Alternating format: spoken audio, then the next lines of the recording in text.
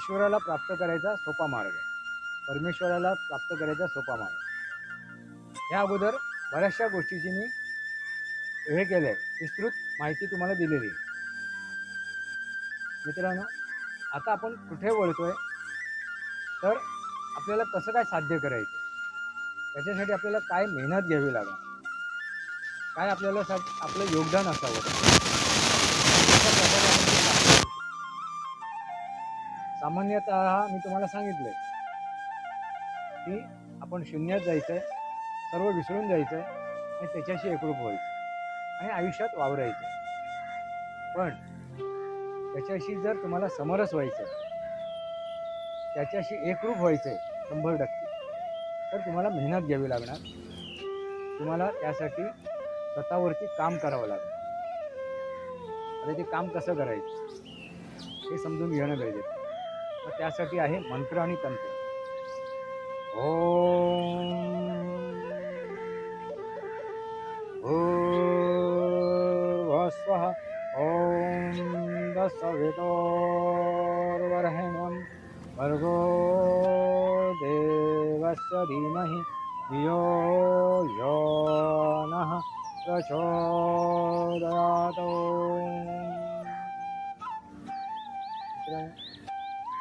असा जर तुम्ही तो मंत्र म्हणाला, तुम्हाला जर मार्गदर्शनाची आवश्यकता असेल तर तुम्ही माझ्याशी संपर्क साधू शकता। माझा फोन नंबर, ईमेल ID आणि व्हॉट्सअप नंबर मी डिस्क्रिप्शन बॉक्सवर टाकलेला आहे। तुम्ही माझ्याशी संपर्क साधू शकता आणि माझ्याकडून तुम्ही माझं योगदान घेऊ शकता, सहकार्य घेऊ शकता। मित्रांनो, चुकीचं काही करू नका। भले तुम्हाला जमलं नाही, येत नसेल, समजत नसेल, तर एकच साधी सरळ गोष्ट सांगितली तुम्हाला, यापूर्वीच्या व्हिडिओमध्ये त्याचा उल्लेख केला आहे।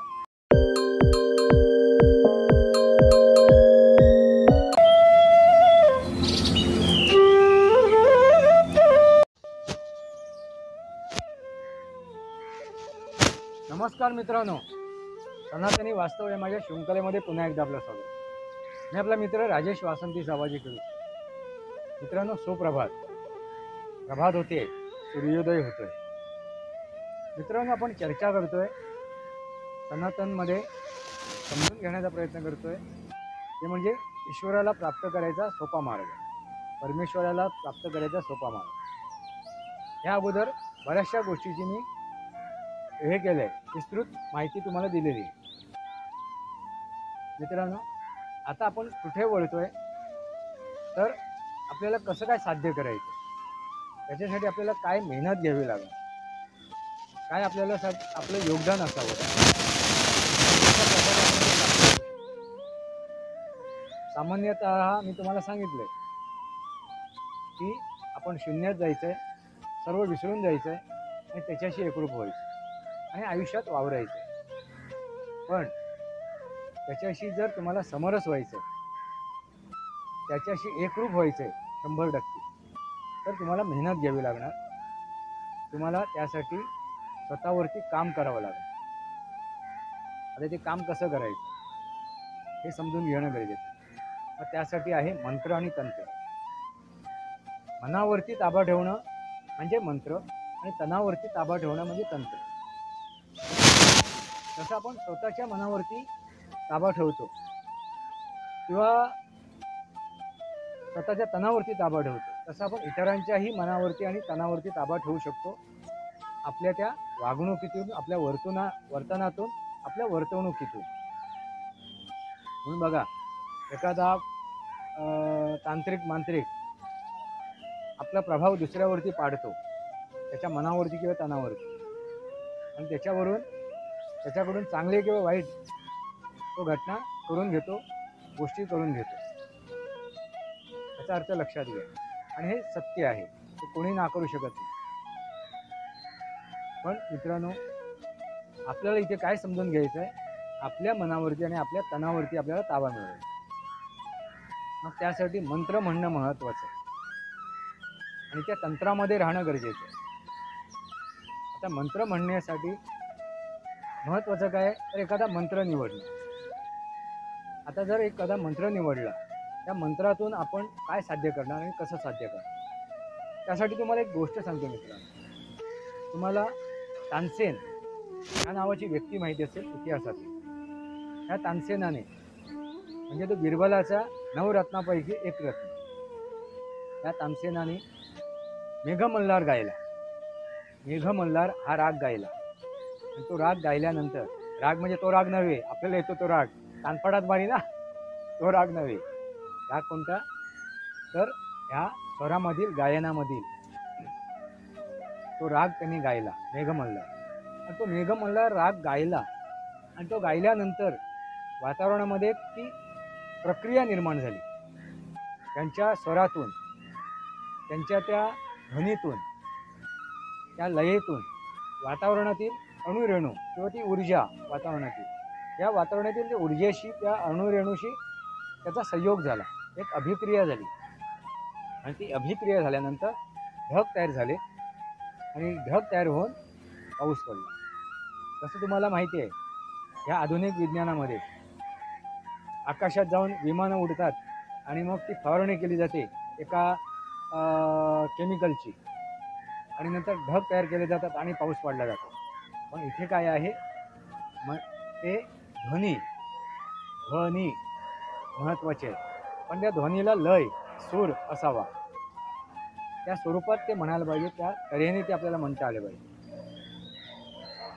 तरच त्याचा चांगला प्रभाव होईल किंवा त्याचा वाईट प्रभाव होईल. जसा चांगला प्रभाव होऊ शकतो तसा वाईट सुद्धा प्रभाव होऊ शकतो त्या मंत्राचा किंवा त्या ध्वनीचा. मित्रांनो लक्षात घ्या. आता उदाहरण आहे तुम्हाला, ए तुझ्या कानफाडात मारीन असं बोलल्यानंतर रागाने ते शब्द उच्चारले जातात. जेव्हा आविर्भाव असतो त्या आविर्भावाने समोरचा माणूस दचकतो, घाबरतो. मित्रांनो, कारण त्या ध्वनीचा, त्या आविर्भावाचा परिणाम त्याच्यावरती होत असतो. तसं जायचं. मग ते मंत्र म्हणणं, जर मंत्र आपण म्हणायचं आहे तर सर्वात महान मंत्र, मोठा मंत्र तो म्हणजे ओहम पासून सोहम पर्यंत. ओम हा ध्वनी ह्या ब्रह्मांडात नाद करत असतो.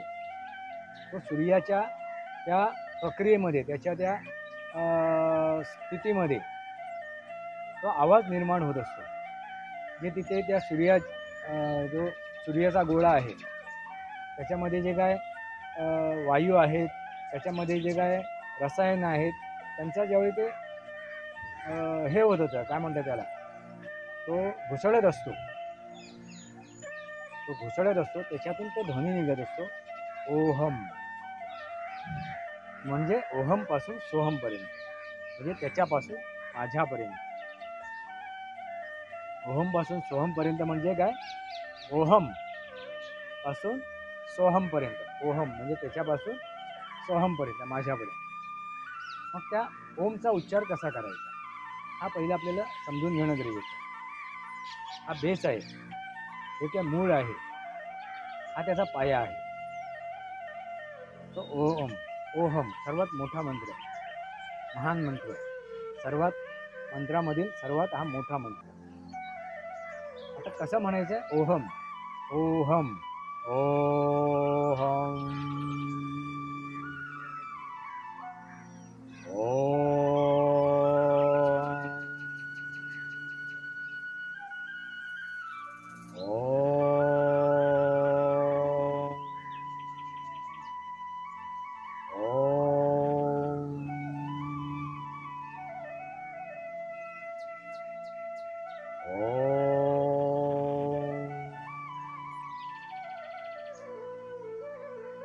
हे त्याची ध्वनी आहे, हे स्वर आहे. मित्रांनो लक्षात राखा, हा त्याचा लय आहे. हा समजून घेऊन तशा प्रकारे म्हणणं गरजेचं. त्यानंतर दुसरा मंत्र आहे, आपण विचारात घेऊ, तो म्हणजे गायत्री मंत्र. ओम भूर्भुवः स्वः तत्सवितुर्वरेण्यं भर्गो देवस्य धीमहि धियो यो नः प्रचोदयात्. मित्रांनो, हे संस्कृत भाषेत आहे आणि संस्कृत भाषेला आपण देवभाषा म्हणतो, देवभाषा म्हणून संबोधतो. म्हणजे ही संस्कृत भाषा आहे, त्या संस्कृत भाषेवरती अनुस्वार येतो किंवा एका अक्षराच्या मागे 2 टिंबा येतात. किंवा एका अक्षराला पाय मोडला जातो, मात्रा येते, वरती एखादी रेघ येते, खाली एखादी रेघ येते. त्या प्रत्येक गोष्टीला काहीतरी अर्थ आहे. त्या गोष्टी त्या प्रकारेच ते म्हटलं पाहिजे, त्या उच्चारण त्या प्रकारे म्हटलं पाहिजे. ओहम शब्दावरती एक हे आलं, हम म्हणजे अनुस्वार आला, हम कसं जायचे. आता ही ह आला आणि पुढे दोन टिंबा आला, तर ही. मित्रांनो लक्षात आलंच असेल मला काय म्हणायचंय. मग त्या प्रकारे तुम्हाला त्याचं उच्चारण करणं गरजेचं आहे. त्या प्रकारे त्याचा शब्दोच्चार करणं गरजेचं आहे. संस्कृत भाषा म्हणजे देवभाषा, मूळ भाषा. आता थोडक्यात आपण समजून घेऊ ह्या गायत्री मंत्राला कसं म्हणायचं, कधी म्हणायचं हेही समजून घेऊ. कधी म्हणायचं तर पहिल्या प्रहरी म्हणायचं. मग पहाटे म्हटलं तरी चालेल, दिवसा कधीही म्हटलं तरी चालेल. म्हणजे पहिल्या प्रहरीपासून दिवसा म्हणजे कधी, पहाटे 8-9 वाजेच्या अगोदर. पण पहिल्या प्रहरी जे म्हणतो आपण, ज्यावेळी तो सूर्य उगवत असतो, प्रभात होत असते, ते अल्ट्राव्हायोलेट किरण पृथ्वीवर पडत असतात, त्यावेळी त्याचा प्रभाव आपल्यावरती चांगल्या प्रकारे होतो. त्या मंत्रात ते ध्वनी निघत असतात आणि ती ऊर्जा, तो वातावरण, त्याच्याशी काय होते, एक अभिक्रिया होते. आणि त्या अभिक्रियेतून तुम्हाला जी ऊर्जा प्राप्त होते ती महत्त्वाची. हे थोडक्यात सांगतो मला. हायड्रोजन आणि ऑक्सिजन एकत्र आलं, H2O त्या प्रमाणात, तरच ते पाणी बनणार आहे. तसंच आपण जी स्वर म्हणतोय, उच्चारण करतोय, शब्दाचा आपण उल्लेख करतोय, त्याचा ध्वनी आहे, या सर्व गोष्टीतून वातावरणातील जे अणुरेणू आहेत किंवा ऊर्जा आहे त्याच्याशी काय होते, संयोग होतो, अभिक्रिया होते आणि त्यातून ती ऊर्जा निर्माण होते. ती ऊर्जा म्हणजे काय, तर पंचमहाभूत, जे ब्रह्मांडी ते पिंडी, ती ऊर्जा आहे. फक्त ती काय होते, संचलित होते, ती कार्यरत होते. मित्रांनो लक्षात घ्या, ती आहे तुमच्यामध्ये, आपल्यामध्ये आहे, प्रत्येक मनुष्य प्राण्यामध्ये आहे ती पंचमहाभूत. पण ते कसे सुप्त स्थितीत आहे, सुप्त स्थितीत आहे. तर सुप्त स्थितीमधून आपल्याला ते कार्यरत होणं गरजेचं आहे, ते संचलित होणं गरजेचं आहे.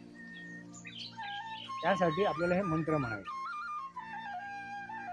लक्षात घ्या. मग हा मंत्र म्हणण्यासाठी पहिले आपल्याला तंत्र करणं गरजेचं आहे. मग आपल्या तणावरती पहिले आपल्याला नियंत्रण आणणं गरजेचं आहे. मग तो योगविद्या, या योगविद्येतूनच आपण मंत्र आणि तंत्र साध्य करू शकतो. तर ती योगविद्या कोणती आहे, तर पद्मासनामध्ये बसायचं, दोन्ही हात बघा, अंगठा आणि पहिलं बोट हे असं धरायचं, ही मुद्रा, या ध्यान मुद्रेमध्ये आपल्याला बसायचं. हे दोन्ही असे अंगठा आणि ते बोट असं हे करून मुद्रा ही अशी ठेवायची. म्हणजे हे बघा, बोट कुठे आहेत, त्याचं तोंड कुठे आहे, तर आकाशामध्ये, त्या ब्रह्मांडाच्या दिशेने, आकाशाच्या दिशेने. म्हणजे काय झालं, ही मुद्रा आहे, या मुद्रेतून तुम्ही काय निर्माण केलं, तर मंदिराचं कलश, लक्षात घ्या. आणि ह्या कलशातून, ह्या मंदिराच्या कलशातून त्या मंदिरामध्ये, म्हणजे तुमच्या ह्या मंदिरामध्ये, ह्या तुमच्या शरीरामध्ये ती ऊर्जा प्रस्थापित होणार आहे, संकलित होणार आहे, संचलित होणार आहे, जी ऑलरेडी आहे, ती अस्तित्वात आहे. मग ते करताना कसं, तर ह्यानी दोन्ही हात आपले गुडघ्यावरती अशा स्थितीत सरळ अगदी ताठ ठेवून, गुडघ्यावरती, जेव्हा आपण पद्मासनामध्ये बसणार आहोत त्या गुडघ्यावरती ठेवून आपलं मेरुदंड सरळ ताठ, एकदम पाठीचा कणा सरळ ताठ, 90 अंशाच्या कोनामध्ये बसायचं आहे. चेहरा एकदम सरळ 90 अंशाच्या कोनामध्ये बसून ध्यान मुद्रेमध्ये बसायचं आहे. पहिला ओंकारचा उल्लेख करायचा आहे, ओहम पासून सोहम पर्यंत त्याचा उच्चारण करायचं आहे, स्वतःला स्थिर करायचं आहे, शून्यामध्ये जायचं आहे. ते झाल्यानंतर ओंकारचा उच्चारण करून नंतर तुम्हाला एखादा जो मंत्र म्हणायचा आहे तो मंत्र तुम्ही म्हणू शकता. आता गायत्री मंत्र कसा म्हणायचा ते समजून घेऊया. ओम भूर्भुवः स्वः. ओम भूर्भुवः स्वः. ओम तत्सवितुर्वरेण्यं भर्गो देवस्य धीमहि धियो यो नः प्रचोदयात्.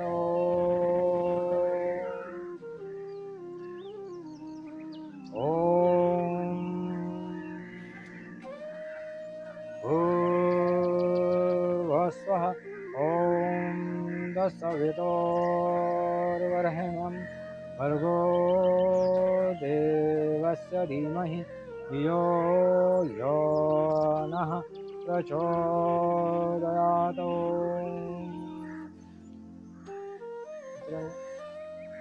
असा जर तुम्ही तो मंत्र म्हणाला, तुम्हाला जर मार्गदर्शनाची आवश्यकता असेल तर तुम्ही माझ्याशी संपर्क साधू शकता. माझा फोन नंबर, ईमेल ID आणि व्हॉट्सअप नंबर मी डिस्क्रिप्शन बॉक्सवर टाकेल. तुम्ही माझ्याशी संपर्क साधू शकता आणि माझ्याकडून तुम्ही माझं योगदान घेऊ शकता, सहकार्य घेऊ शकता. मित्रांनो, चुकीचं काही करू नका. भले तुम्हाला जमलं नाही, येत नसेल, समजत नसेल तर एकच साधी सरळ गोष्ट सांगितली तुम्हाला. यापूर्वीच्या व्हिडिओमध्ये त्याचा उल्लेख केला आहे. शून्यामध्ये जायचं, शांत व्हायचं, सर्व मागचं पुढचं विसरायचं, भविष्याचा विचार नको ना भूतकाळाचा विचार, आणि शून्यामध्ये जाऊन राहायचं शांत आणि फक्त नामस्मरण करायचं. नामस्मरण हा सर्वात सोपा मार्ग आहे, सरळ साधा मार्ग आहे नामस्मरण करणं. मित्रांनो, लक्षात आलं का? त्याप्रमाणे जर तुम्ही नामस्मरण केलं तरी तुम्हाला ते साध्य होऊ शकतं. जर एखादा मंत्र चुकीचा म्हणून त्याचे चुकीचे प्रभाव स्वतःवरती ओढवून घेण्यापेक्षा सरळ साधा सोपा मार्ग म्हणजे नामस्मरण. पण हे नामस्मरण म्हणताना सुद्धा, नामस्मरण करताना सुद्धा तुम्हाला ह्या ध्यान मुद्रेमध्येच बसायचं आहे. जसं तुम्ही मंत्र म्हणायला बसणार आहात, पद्मासनामध्ये या स्थितीमध्ये बसणार आहात, त्या तणामध्ये, त्या तणावरती तुम्ही नियंत्रण आणणार आहात. ते तंत्र तुम्ही करणार आहोत. त्या योगाच्या प्रकारामध्ये पद्मासनामध्ये बसून, नवदंशेच्या कोणामध्ये बसून, ध्यान मुद्रेमध्ये बसून तुम्हाला नामस्मरण करायचं आहे. आपण विठ्ठल विठ्ठल विठ्ठल विठ्ठल विठ्ठल विठ्ठल विठ्ठल विठ्ठल विठ्ठल विठ्ठल विठ्ठल विठ्ठल. त्या ज्यावेळी आपल्या जीभ लागते वरती टाळ्याला, त्या मेंदू एकदम कार्यरत होतो, संचलित होतो, प्रभावित होतो आणि काम करतो, मन एकाग्र होतं. विठ्ठल विठ्ठल विठ्ठल विठ्ठल विठ्ठल. आणि ह्याच विठ्ठलाचं नाव भजनातून घेऊन 2 टाळ्या वाजवून विठ्ठल विठ्ठल विठ्ठल विठ्ठल विठ्ठल विठ्ठल विठ्ठल. ह्या नादातून सुद्धा जे आपल्याला प्राप्त होणार आहे ते सुद्धा महत्त्वाचं आहे. ही साधी सरळ ती गोष्ट आहे, भजन करणं. विठ्ठल विठ्ठल विठ्ठल विठ्ठल विठ्ठल आणि टाळ्या वाजवायच्या. म्हणजे तुम्हाला कुठल्याही एका वाद्याचा वापर करायचा असेल करू शकता, पण सर्वात महत्त्वाची गोष्ट म्हणजे टाळी वाजवणं, ऑक्युप्रेशर ट्रीटमेंट करणं. आणि त्या टाळीच्या नादातून जे काय वातावरण निर्मिती होईल ती सुद्धा खूप महत्त्वाची आहे. पण हात लाल झाले पाहिजे, एवढ्या त्या हातावरती एकमेकांवरती ते हात आपटायचे. मंत्र आणि तंत्र तुमच्या लक्षात आलं पाहिजे. आपण दुसरा मंत्र सुद्धा घेऊ, तो म्हणजे महामृत्युंजय मंत्र. त्याच्यावरती सुद्धा आपण चर्चा करू, पण पुढच्या भागात. सर्व सरळ मिसळ नको, भेसळ नको. तुम्हाला जो भावेल तोच तुम्हाला पावेल. आणि मित्रांनो, तुमच्या कुंडलीनुसार जर तुम्ही एखादा मंत्र निवडलात तर त्याचा प्रभाव तुम्हाला जास्त प्रमाणात मिळेल, त्याचा जास्त प्रभाव तुम्हाला प्राप्त करते. त्यामुळे तुमच्या कुंडलीनुसार जर तुम्ही म्हणण्याचा प्रयत्न करा. आणि त्यासाठी तुम्हाला मला संपर्क साधायला लागेल, किंवा एखाद्याला जर माहिती असेल कुठला मंत्र म्हणाल्यानंतर आपल्याला त्याचे चांगले प्रभाव आपल्याला प्राप्त करू शकतो, तर त्यांच्याशी तुम्ही संपर्क साधू शकता. तर तुम्हाला त्याचं ज्ञान असेल तर तुम्ही त्यानुसार तो मंत्र उच्चारण करू शकता. आणि शक्यतो काय करायचं आहे, आपल्या कुंडलीनुसार ते मंत्र स्वीकारायचं आहे आणि त्या मंत्राचं आपण उच्चारण करायचं. मित्रांनो, तन आणि मन, तंत्र आणि मंत्र हे समजून घेणं गरजेचं आहे. आपण जसं स्वतःवरती प्रभाव निर्माण करू शकतो तसं इतरांवरती आपला प्रभाव निर्माण करू शकतो. म्हणजे आपल्यामधली नकारात्मकता दूर होईल आणि आपल्यामधली सकारात्मकता एवढं काम करायला लागेल. तर तुम्ही एक परीस व्हाल आणि त्या परिस्पर्शाने जिथे तुम्ही हात लावाल त्या मातीचं सोनं होईल, त्या मातीचं सोनं होईल.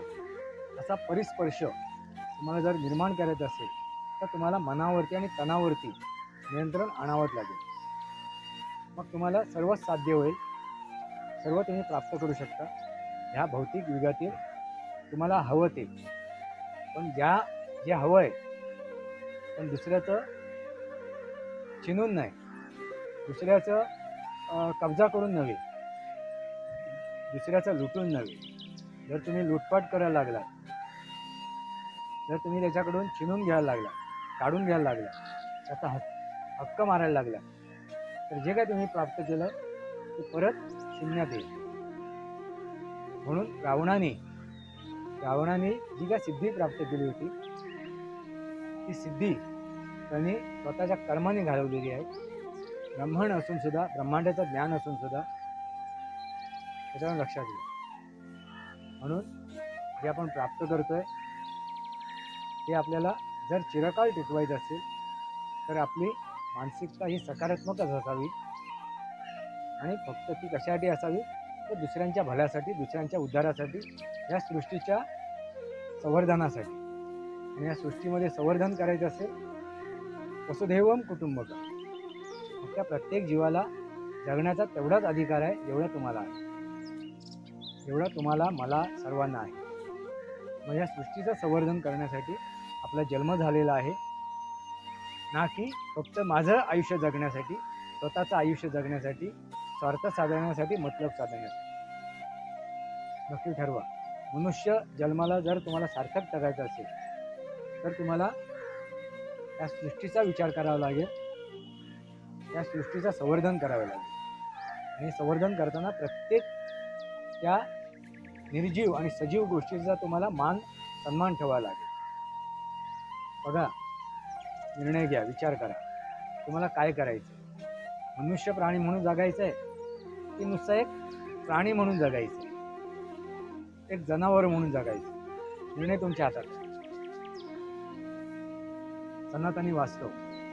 पुढच्या भागात आपण वेगळा मंत्र घेऊ, आणखीन त्याच्यावरती आपण प्रकाश झोत टाकू, आणखीन वास्तवावरती बोलू.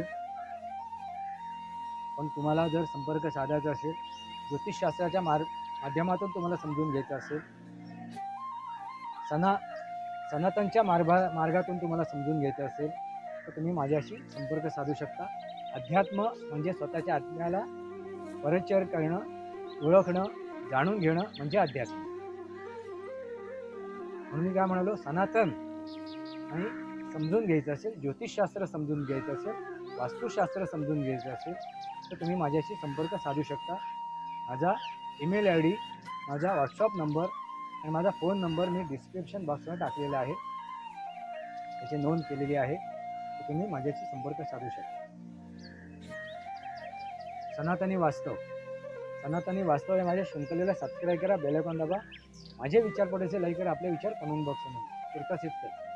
भारत माता की जय, वंदे मातरम. जय भारत, जय महाराष्ट्र, जय सनातन.